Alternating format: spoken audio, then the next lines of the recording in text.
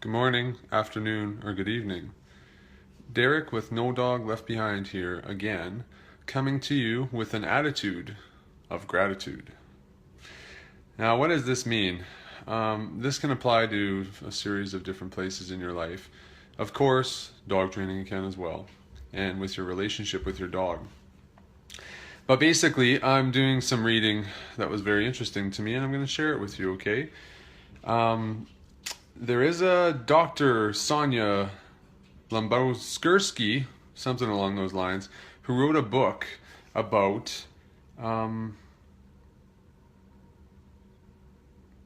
happiness, basically, okay, or how to find it, how to harness it, how to move forward with it. And within this book, there is some specified, manageable activities that can reliably increase personal happiness. I'm reading this from a book, that portion, okay? So that's very well worded. That did not come from my mouth. Anyways, this is relevant, and I'll mention the things before I get into anything further, I think. So just listen, you can write it down even. But one thing is, count your blessings and gratitudes at the start of every day, and then give yourself concentrated time with them by writing them down. I've been doing this for, about a year now. Most days, I would say, probably 9 out of 10 days. And it has really made a solid shift of how my mind focuses on specific things. I actually specifically do it in regards to I write in my journal every single day a positive memory I have of working with a client and dog. And I do this because honestly, I repeat old training failures in my head way more than I repeat positive outcomes. So there hasn't been a lot of them, but the ones that I did come up short to, in my own personal opinion, and probably my clients, I guess, I don't know. Those repeat in my head, even though there's really literally a handful out of the years and years of dog training clients I've worked with. I still remember each one of them where I felt inadequate. So I do it every day as a reminder to focus on the good stuff that's happening, opposed to reviewing these same ones over and over again that haven't happened for years, which is such a waste of energy. I can positively influence my mental mind frame by focusing on a good one that happened in recent history. So I write that every day myself.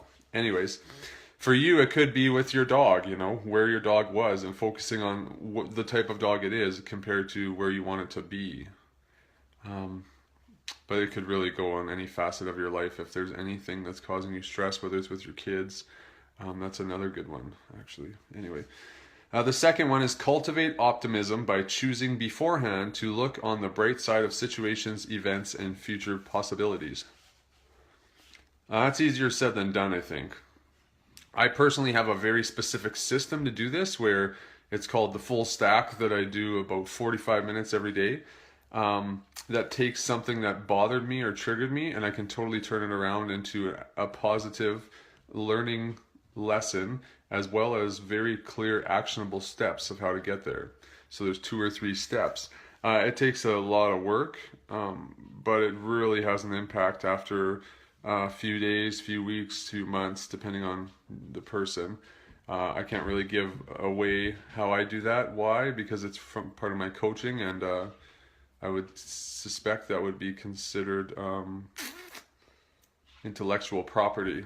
Anyway, number 3, negate the negative by deliberately limiting time spent dwelling on problems or on unhealthy comparisons with others.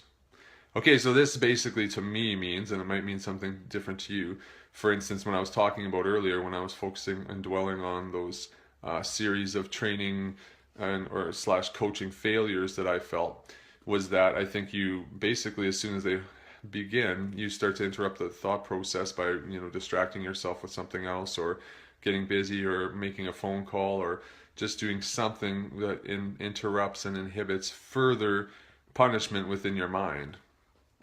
So for me, things like that, I can actually hear the dialogue begin in my head, and I'll actually like in my mind, not out loud, I'll say shut up, and then I'll move on and I'll go and redirect my thought processes to something else. And I've gotten pretty good at it because for years it would just loop and go on and on and on, and then all of a sudden, about 5-10 minutes later, I find myself being like feeling pretty shitty about life. And where now it's kind of something can creep up in my head, and I'll be like, no, it's not happening. And I'll say stop, and then I'll just redirect my thought process to focus on something very specific task, so that it, I can think about it, which really has helped. So these are really interesting to me because I mean everybody is interested in happiness. I mean I would hope, anyways. I definitely am, and pursuing getting there. But this takes work. It's not just going to come easily. Like, it takes time and effort to write down your blessings and your gratitudes or share them. Excuse me. And cultivating optimism beforehand when things hit, when poop hits the fan. I mean, all this stuff takes work, and it's a daily investment, probably for me of an hour or more. But it has substantial change in how I view and perceive stuff. So it's the kind of an attitude of gratitude that you work on. It is so much easier to just default to seeing the downside in things. A good example of it, and this is just because I've been around the like Humane Society area and stuff. It's a challenge for any shelter, rescue, Humane Society, those kinds of things. Is there's some really bad cases that come through the door, really bad, where dogs are neglected, abused, etc. And those things definitely stick in your mind. And I remember because I spent a lot more time before around there, and you just replay those things like, oh, people are the worst, people are the worst, people are the worst. And then the 99% of the time where people come in and they're good and they're kind and they're generous, that just kind of gets pushed to the wayside, and it's like, oh, this is really nice and awesome, but you just don't replay those in your head the same way as you do the negative things. And that's just an example of how one can train their brain differently to really focus on those positive moments and acknowledge the ones that are negative. I'm not saying like just to push it under and pretend like it didn't happen. Acknowledge it, but stop the replay in your mind. Anyways, I digress a little bit. It was just an example that came up into my head that was made me think about it. And I mean, lots of people do this with their own interactions with their own dog too. They focus on the negative, negative, negative, and then they aren't aware at the other 95% of the time the dog's doing things that they like or is calm or is easy to live with. That 5% of the time when the dog's barking on leash or charging towards another dog or whatever is all that sticks out. And yes, it needs to be addressed. I definitely agree with that. But sometimes people just need to take a step back and be a little bit more thankful for what is, and then may take actionable steps to work past things that need some work. That's all. Anyways, this was curious to me, so I'll share it with you. Hopefully you found some value in it.